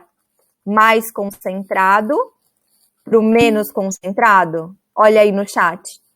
Ai, parece um bonequinho apertando o olhinho, né? Tipo, não aguento mais, professora, fica quieta. Então, olha só, né? Eu tenho esse caminho da passagem do ar do mais concentrado para o menos concentrado. Então, por isso que o ar entra, aumenta o volume, aumenta esse volume do pulmão, isso mesmo, e diminui essa pressão, né? Essa diferença da pressão. Na pressão atmosférica, olha que bonitinho, pulmãozinho, né, na expiração, estão vendo? Qual que é a diferença da pressão? Dentro, essa pressão, ela tá diferente? Eu tenho 762 milímetros de mercúrio, tá maior do que os 760. Então, o que vai estar acontecendo aí? Esse ar, ele tá saindo na expiração. E aí, eu tenho o relaxamento do diafragma, tá? Então, vai do mais concentrado que tá para dentro, do menos concentrado que tá para fora. Olhem o slide 45. Eu fiz meio que um repeteco, né? Então, a gente está falando o quê? De todas essas substâncias, que tem nesse ar, nessa mistura desses gases, né? Por que eu coloquei aqui essa pressão parcial, gente? Porque quando vocês lerem o capítulo, né? E nas próximas imagens aqui que eu vou mostrar, que eu já estou encerrando, vou chegar até o slide 75, viu? Fiquem tranquilos. Mas olha só, vai aparecer esse pezinho do lado do símbolo do oxigênio e do gás carbônico, tá? Então, só para a gente entender que esse pezinho, ele está se referindo a essa pressão parcial, tá bom? E então, cada gás, ele está se difundindo, como vocês mesmos apontaram, né? De uma área de alta pressão do corpo para uma área de baixa pressão do corpo. A mesma coisa externamente, né? Então, mais pressão para menor pressão. Alterem aí para o slide 47. 47. Tá? Alguém já passou, né, sei lá, no hospital, por um processo de internação, não sei, ou foi fazer um exame, qualquer coisa, que viu lá, numa plaquinha, câmara hiperbárica, ou oxigenação hiperbárica, ou sala hiperbárica, qualquer coisa assim. O que significa isso? Ou alguém já pode ter sido submetido a esse procedimento? Alguém já ouviu falar? Conhece alguém que fez? Ou vocês mesmos, enfim, podem, por algum motivo, né, ter passado por um tratamento, né, porque é um tipo de intervenção como esse. O que significa isso, né, gente? Essa oxigenação hiperbárica, ó, é o uso da pressão para dissolver mais oxigênio no sangue. Então, as pessoas entram, vocês estão vendo aí na imagem? Entram nesse tubo, né? Parece uma cápsula, aí lembra um pouquinho o equipamento de ressonância, né? As pessoas entram nesse tubo aí, entram nessa cápsula, e aí elas ficam recebendo oxigênio, ficam um tempo aí dentro da câmara. Então, como é, né, inundado de oxigênio aí dentro, o oxigênio está caminhando da onde? Onde ele tem mais concentração, para dentro do corpo da pessoa que tem menor concentração. Né? Então, muitas vezes, as bactérias, principalmente para bactérias anaeróbicas, ó, que odeiam oxigênio, né, e não conseguem ser controladas aí com o uso de nenhuma outra medicação, essa câmara hiperbárica, ela é recomendada aí para eliminar determinadas bactérias, tá bom? Ah, é? Olha, não sabia dessa fofoca aí da mídia. Então, é exatamente isso, né? É para sofrer essa pressão maior do oxigênio e essas células receberem mais oxigênio, tá bom? Claro que isso é um tratamento, então é conduzido por um médico, o médico precisa regular esse tempo, porque como a gente está falando, né, desse oxigênio, eu estou produzindo também o quê? Gás carbônico, então a pessoa não pode ser esquecida dentro de uma câmara como essa, né? Porque aumenta esse nível de toxicidade do sangue, desregula também esse pH sanguíneo, né? Uma quantidade elevada de gás carbônico, tá bom?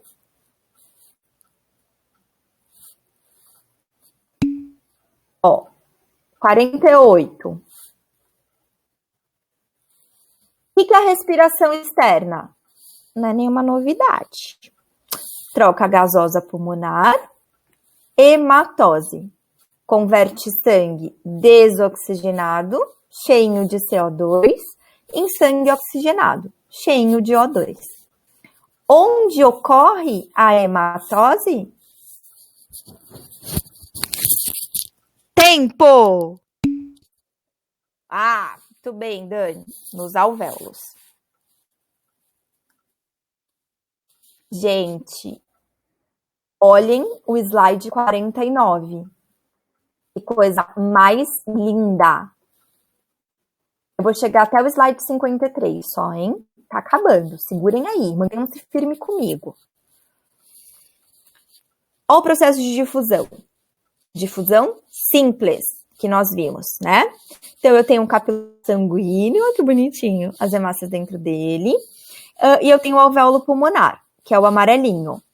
Olhem o pezinho que eu mencionei para vocês, que era a pressão parcial, né? Então, esse capilar que está chegando, né, que está chegando lá dentro desse pulmão, nesse alvéolo, ele está com uma pressão de oxigênio de 40 milímetros de mercúrio e uma pressão de gás carbônico de 45 milímetros de mercúrio. Olhem dentro a pressão do alvéolo. Olha como é alta do oxigênio, né? E mais baixa do gás carbônico. O que vai acontecer aí? A troca gasosa, a hematose. O oxigênio sai do alvéolo, porque ele está em maior concentração, e vai para o capilar. Em contrapartida, o gás carbônico sai do capilar, porque ele está em maior concentração, e vai para o alvéolo. Então, até aqui a gente tem o quê? Aquela corzinha azul. Depois daqui se torna vermelhinho esse sangue, o sangue arterial. Olha como ele sai, com 104 milímetros de mercúrio de oxigênio e com 40 milímetros de mercúrio de gás carbônico. Queria tanto estar olhando para a cara de vocês. Acompanharam a lógica?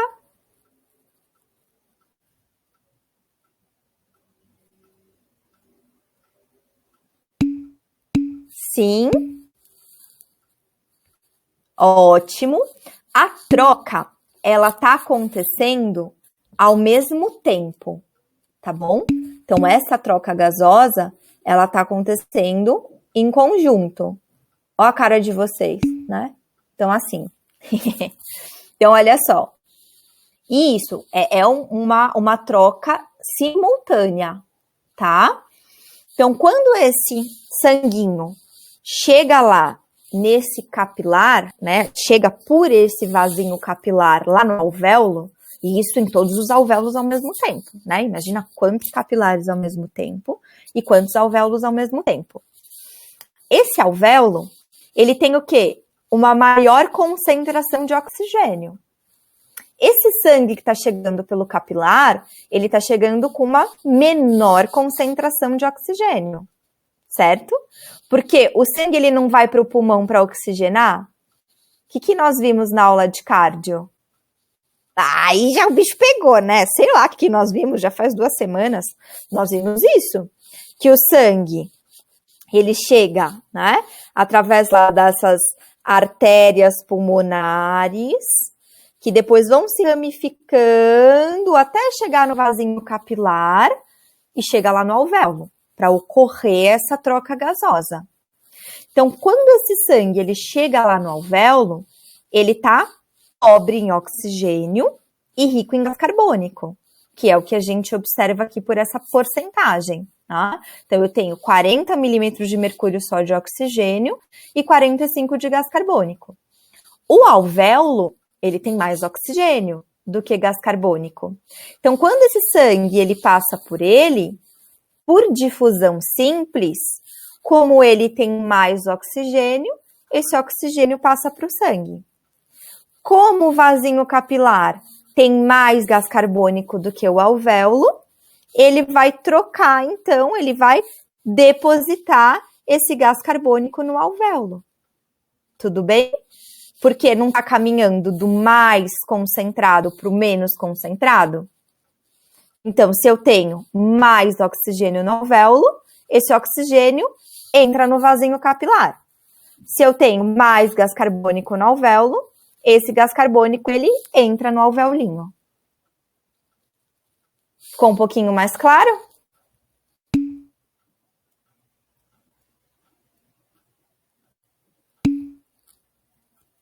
Sim. Para o Matheus, mais ou menos, porque o cérebro tá fritandinho. Eu vou concluir esses 3 últimos slides, aí a gente vai para a lousinha para encerrar, tá? Às vezes eu sinto que mesmo ruim, parece que com os meus desenhos vocês entendem melhor as coisas. Aí eu vou lá para a lousinha, tá bom? Ó, talvez, né? De jeito nenhum o quê, Silvia? Não entendeu nada? Ó só. Aqui. Então tá bom. Obrigada, fiquei feliz. Ó, eu circulei nessa imagem, eu apenas copiei e colei do livro de vocês, tá bom? No capítulo lá, que acho que é o 18, né, da respiração. Essa imagem, ela é muito legal, né? Porque ela tá mostrando tanto a respiração externa quanto a respiração interna, tá? Então, aqui a gente está concentrando só na externa, que está acontecendo dentro do pulmão. Olha o desenho do alvéolo, né? Então, é a hematose acontecendo aí. Então, o sangue, ó, ele está chegando nesse alvéolo, dentro do pulmão, desoxigenado, tá até pintado meio de lilás. Ocorre esta troca gasosa, e aqui ele está mostrando, inclusive, o quê? Essa troca com o ar atmosférico. Porque esse oxigênio e esse gás carbônico, eles estão trocados à medida que a gente inspira e que a gente expira. Os números, ninguém precisa decorar número. O que a gente tem que entender é a lógica. Porque eu posso colocar qualquer número que eu quiser aí, né? Esse número aqui é uma base. Mas eu poderia colocar qualquer número. E vocês saberiam o que ia estar ocorrendo. Por que vocês saberiam o que ia estar ocorrendo? Porque eu sempre tenho que manter isso fixo na cabeça. Que a movimentação dos gases, tanto do oxigênio quanto do gás carbônico, sempre vai ser de onde tem mais para onde tem menos. Se esse sangue desoxigenado ele está chegando até o alvéolo, é porque ele tem mais gás carbônico do que oxigênio. O alvéolo, olha só, 105, ele tem mais oxigênio do que gás carbônico. Então, quando esse vaso capilar levar esse sangue até o alvéolo, o oxigênio de dentro do alvéolo, que está mais concentrado, vai para dentro do vaso capilar, e o gás carbônico de dentro do vaso capilar, que está mais concentrado, vai para onde? Para dentro do alvéolo, tá? Não tem número, e mesmo que tivesse número, é o que eu tô falando. A gente sempre tem que olhar o quê? Mais concentrado para o menos concentrado.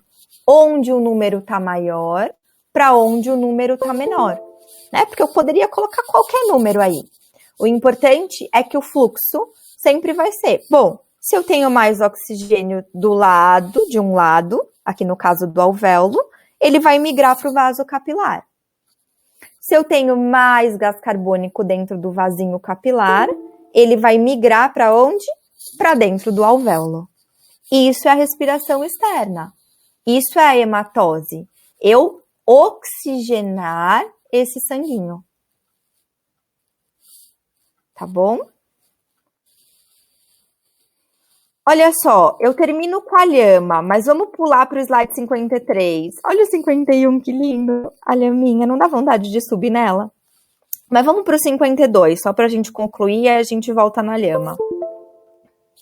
Ó, slide 52. No 52, eu tô falando o quê? Da respiração interna, não externa, tá? Eduardo, a gente pode falar... Na aula que vem eu separei pra gente falar disso, na verdade. Que aí começa no slide 53, que é o transporte... O 54, que é o transporte dos gases, tá bom?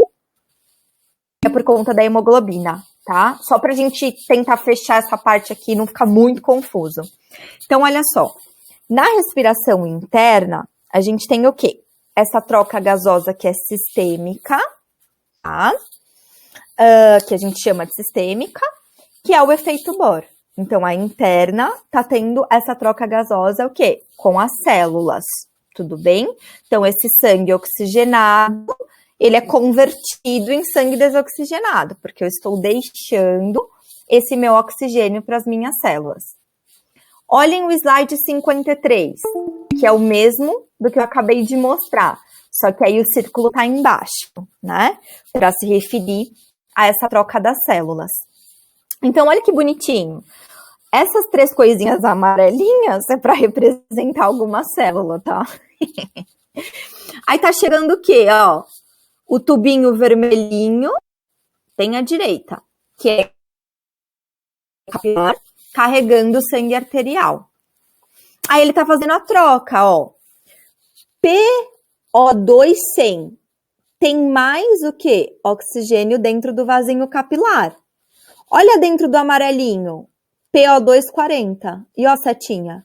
Então, o oxigênio tá indo da onde? Da onde ele tem mais, 100, para onde ele tem menos, 40. Ó, o gás carbônico. Onde tem mais? Olhem dentro do amarelinho. PCO2, 45. E olha dentro do vaso capilar, 40. Então, ele vai da célula para o sangue. Como que esse sangue está saindo das células? Ó, com mais gás carbônico do que oxigênio. Essa imagem, gente, vocês podem até apagar os números, viu? Ó, da imagem do slide 53. Mas esse slide, ele resume praticamente tudo do sistema respiratório. Então, tirando esses números, vocês têm aí o que é mais importante para vocês saberem do sistema respiratório, que é a respiração externa e que é a respiração interna. E as trocas dos gases acontecendo. Bebi uma aguinha. Aqui, olha só, o 51, o slide 51, que é o com que eu vou encerrar a aula hoje, ele está falando da diferença da altitude, né? Então, quando essa pressão atmosférica, a pressão de fora, diminui, isso acaba reduzindo a pressão do oxigênio, né? Então, a nível do mar, né, a gente tem o quê? Mais oferta de oxigênio. A gente tem mais ar puro, né? A gente respira melhor. Mas quando a gente está numa altitude, olha só, em 6.000 metros de altitude, essa pressão de 159 cai para 73. Olha que baita diferença. Por isso que em altas altitudes as pessoas sentem dificuldade para respirar, né? Algumas populações, por exemplo, aí, ó, né, no Peru, em outros lugares, eles fazem o quê? Mascam folha de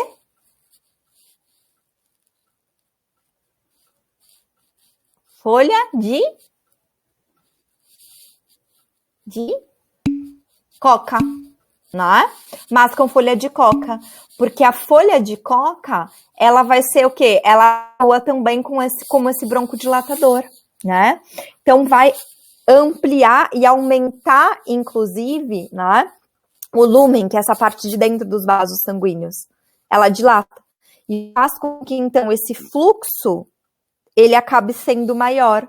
Se o fluxo sanguíneo é maior, eu estou levando um pouco mais de oxigênio, né? Então, as pessoas se sentem mal em altas altitudes, até quando tem jogo de futebol, enfim, né? Que os jogadores não se cansam mais rápido. É por conta dessa diminuição da pressão atmosférica, dessa menor oferta de oxigênio se difundindo aí pelo sangue, tá? E aí tem uma implicação também com a hemoglobina, né, que é também essa questão do ferro que o Eduardo perguntou, que é muito legal, que aí eu vou deixar para a aula que vem, tudo bem? Senão aí fica muita coisa. Então, olha, gente, dica, né? Esse slide, o 50 e o 53, que são os mesmos slides, estudem eles de novo novamente, tá bom? É bem importante, porque ele está resumindo praticamente tudo e pode tirar quem ficou meio perdidinho aí, viu, Vitória? Esses números, tá? Então, os 50 e os 53, eles se repetem e deem atenção para eles, tá? Porque eles são bem importantes. Inclusive, eles têm um aspecto importante aí, eles citaram o sistema cardio. E isso é muito importante. Olha só, eu vou apagar isso aqui da luzinha e vou rapidamente, né, repetir essa respiração externa e interna com o meu desenhinho, colocando o coraçãozinho, tá bom? Para mostrar o cronograma para vocês e fechar a aula, porque a gente precisa combinar essas atividades avaliativas que vocês têm que fazer e entregar, tá? Então, aguentem aí, só um pouquinho. Mentira, a gente não vai até 10h50, viu? Mentira, bem mentira, porque eu tô morrendo de fome, não vejo a hora de pedir minha pizza aqui. Então, olha só. Vamos lá. Então, o que nós vimos aqui? Vou colocar respiração, né? Ou ventilação pulmonar. Tô falando a mesma coisa.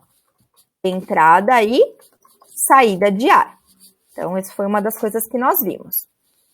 Aí nós vimos o quê? Sobre a respiração externa, que na respiração externa tenho que pensar em quem? No meu alvéolo, né? Então, essa respiração externa é essa troca de gases que está ocorrendo no alvéolo e recebe o nome de hematose. Tudo bem? Então, eu estou, né, trocando o quê? O CO2 por O2, por oxigênio. Já a respiração interna, ela é o quê? Ela está acontecendo onde? Nos tecidos, nas células teciduais, né? Que também é essa troca de gases, que é chamada de efeito Bohr. Deixando quem na célula? O O2, pegando de volta o CO2. Isso aqui a gente já resume uma boa parte da história, hein, galera? Tá? Como que isso acontece? Esses gases, eles sempre estão o quê? Os gases se movimentam, vou colocar uma aspas, né? Se movimentam pelo quê? Por difusão simples. certo? E a gente viu que sempre vai ser da maior concentração para a menor concentração. Também já tá decoradinho. Tudo bem? Então, vamos desenhar. Tô concluindo. Então, olha só. Eu tenho lá... Opa. Meu coração. Muito bem. Esse sangue, ele está saindo desoxigenado do coração, hein? Está saindo desoxigenado do coração. Isso já, inclusive, um resumo, e para a gente fixar, ver se entendeu ou não o conteúdo de aula passada, que cai na globalizada, hein? Cai na globalizada. Quinta-feira, pré-feriado, eu terminei de postar as questões da prova globalizada. Então, eu sei o que eu tô falando, hein? Olha só. Esse sangue desoxigenado, ele sai do coração por onde? Por onde que o sangue sai do coração, desoxigenado? Presencialmente. A priori, presencialmente, tá?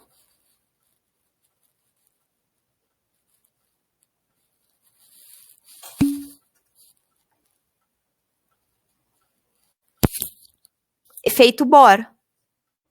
Bohr mesmo. Tá? Então, olha só. Sai muito bem pelas artérias pulmonares, né? Então, o sangue tá deixando o coração, ó, desoxigenado pelas AP, vamos colocar assim, pelas artérias pulmonares, direito e esquerdo. E aí ele tá chegando onde? Onde que ele tá chegando? No pulmão. Sim. Mas aí do pulmão ele vai chegar onde?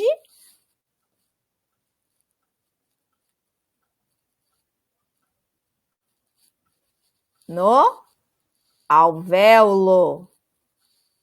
Então, ele chegou aqui no alvéolo. Saiu do coração, átrio direito, ventrículo direito, lembram disso? Válvula pulmonar, tronco pulmonar, artérias pulmonares. Das artérias pulmonares que vão se ramificando até formar os vasinhos capilares que vão chegar aqui, no alvéolo, tá? Então, no alvéolo, aí eu desenhei, inclusive, até o saco alveolar, tá bem? A gente tem aqui no alvéolo. O que vai acontecer aqui dentro do alvéolo? Nós vimos. No alvéolo tem mais o quê? Mais oxigênio, não foi? E tem menos gás carbônico. Então, esse alvéolo, ele tá dando oxigênio para esse vaso capilar, e esse vaso capilar tá deixando o gás carbônico dentro desse alvéolo. Tudo bem? Então, a gente vai sair daqui, ó, um sangue oxigenado. Um sangue com O2. Esse sangue arterial, esse sangue oxigenado que sai do alvéolo, ele vai voltar para onde? Mi coração. Vai voltar para o coração. Ele volta pelo coração por onde?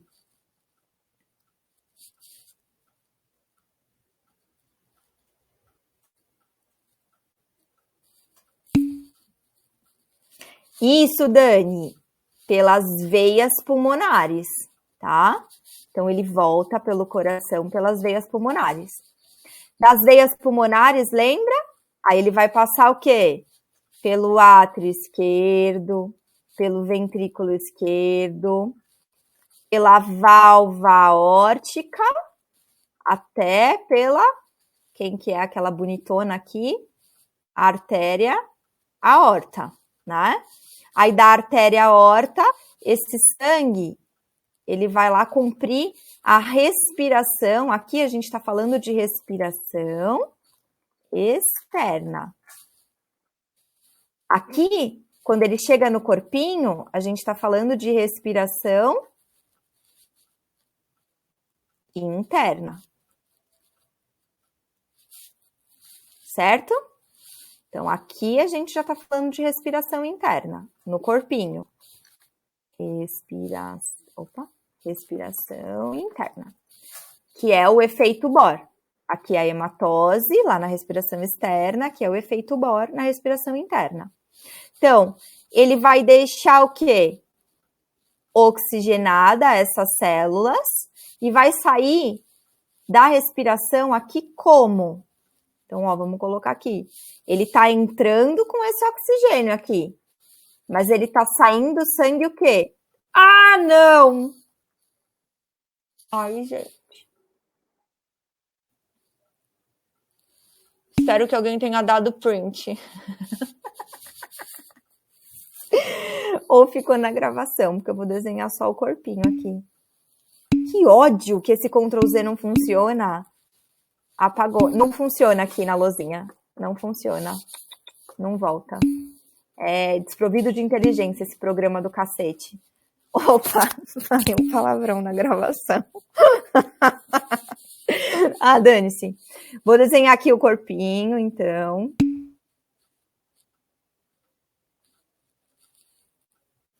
Mas ficou na gravação, tá? Até o corpinho. Vocês vão ter que ver de novo para estudar, não é não? Aí esse sangue, ele vai sair daqui como? Desse corpo?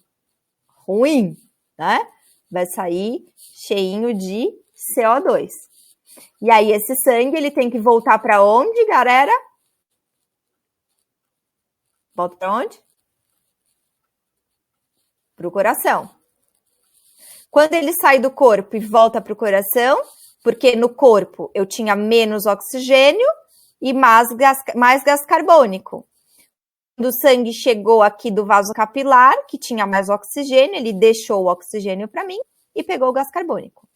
Esse gás carbônico, esse sangue, né, venoso, vai chegar por onde aqui no coração? Por onde que ele vai chegar? Quais são as estruturas que ele vai chegar? Ô, meu Jesusinho, ó. O coração tá com a mãozinha para cima. Veia cava superior, veia cava inferior, e lá atrás do coração, lembra? Que tá captando o sangue de CO2 da parede do coração. Quem que é esse aqui no meio? Aqui é a cava superior, aqui é a cava inferior, e esse aqui é quem? O SC. Isso, o seio coronário. Muito bem, tá? Com aquela parte do desenho e essa outra parte do desenho, inclusive nós vimos o quê? Toda a parte do sistema cardio, mais o sistema respiratório. Olha que lindo. Não é lindo? Se eu não tivesse apagado, ia estar mais bonito ainda. Mas, tudo bem, né? Aconteceu. O que a gente vai fazer agora? Eu vou mostrar para vocês. Vocês viram que eu postei o cronograma. E no cronograma tem as atividades que vocês vão entregar. Mas eu quero fazer um combinado com vocês. E aí vai ser esse combinado com quem vai estar aqui, tá? Em relação às atividades.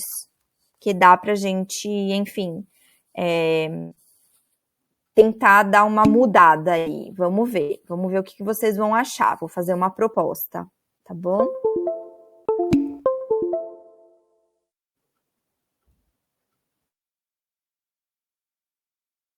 Eu vou falar, tá no cronograma também, tá? Tá no cronograma também os tópicos que vão ser estudados. Quando chegar mais próximo da prova globalizada, a gente vai fazer um resumo junto aqui online, tá bom? Caso a gente não já tenha voltado presencialmente, né?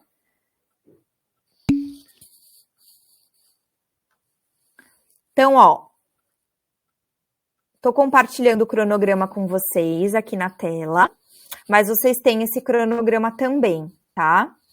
Então, na verdade, a gente já estaria atrasado pela aula de hoje. Vocês podem aumentar aí pela lupinha.